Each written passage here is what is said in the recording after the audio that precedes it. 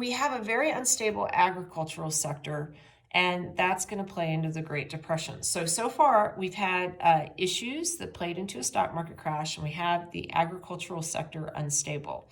Another problem that we have is after the stock market crash, we're going to have President Hoover look around and say, well, how do I invigorate the economy? One thing that I can do is I can encourage people to buy American.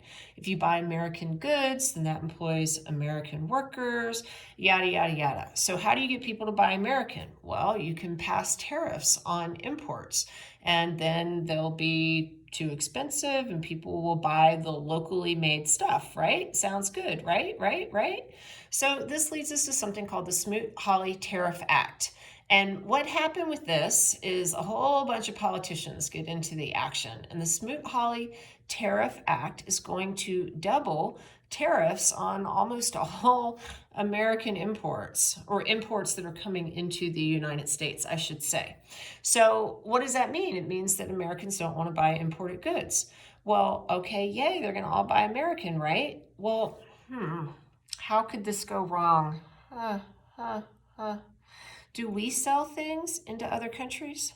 Yes, we do. And do those other countries notice that we're no longer buying their stuff because it's too expensive?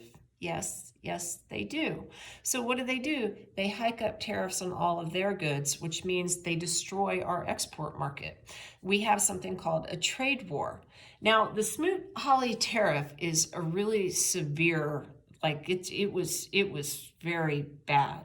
Tariffs can sometimes be good. They can sometimes be rational. We've talked about them in the past. This one was not. In fact, over 1,000 economists signed an open letter to Herbert Hoover and said, look, dude, this is a very bad idea. It sounds smart. It sounds good. It's not. Don't do it. And now, if you have 1,000 economists sign an open letter to any politician today, people take notice. People go, wow, that's not good. But we got a lot of people in the professional classes in the 21st century. Back here in the early 20th century, 1,000 economists was pretty much every economist who was working in the country. And everyone's like, ah. So overnight, we lose 6% of the economy. It's just like, whew, done. That's what a trade war did. It blew that up, okay?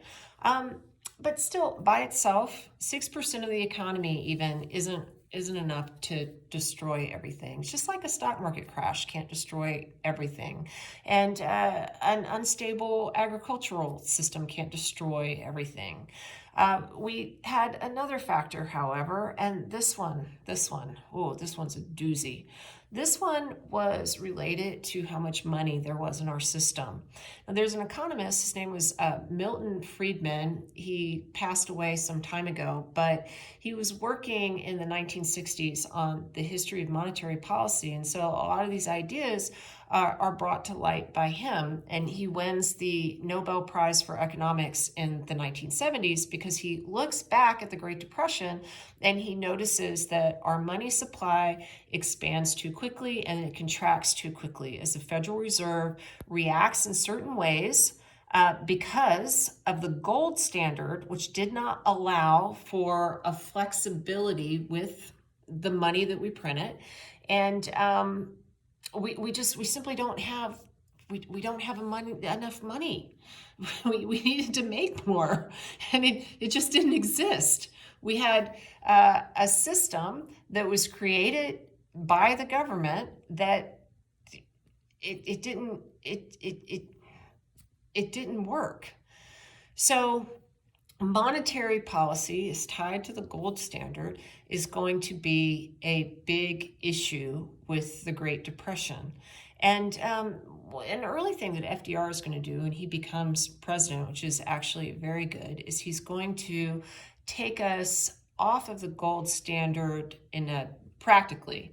Not completely, but practically. And that's actually going to be a smart move. But by then, we were already in massive free fall. And so, this thing begets that thing. And everything is just kind of collapsing here, there, and everywhere. This happens with the banks as well, because the banks don't have a lot of money. at some point, and you ended up setting up a system in which people would start to go do bank runs, which means they'd go to the bank and take all of their money out all at once, and the bank wouldn't have any money, and then it would collapse. And everyone else who had deposited money in that bank, they just lost all of it.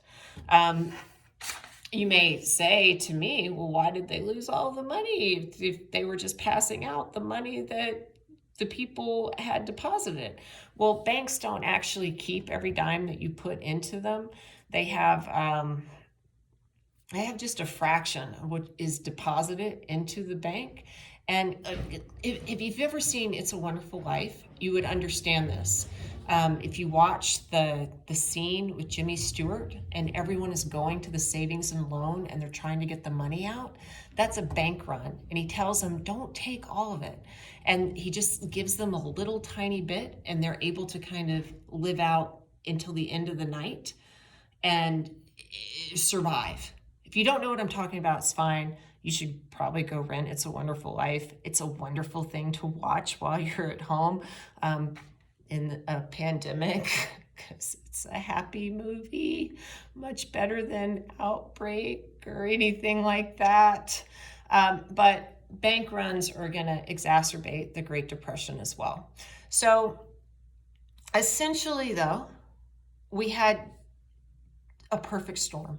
We had a whole bunch of things that were kind of gnarly that were going on. I would say monetary policy was the most important, but some of these other things really mattered as well. And to be fair, historians and economists are still arguing about what was most important, how all of these factors play together, and how we can avoid having a Great Depression in the future. I don't know. It's not going to be a fun time, though. And I'll talk to you more about that later. Bye.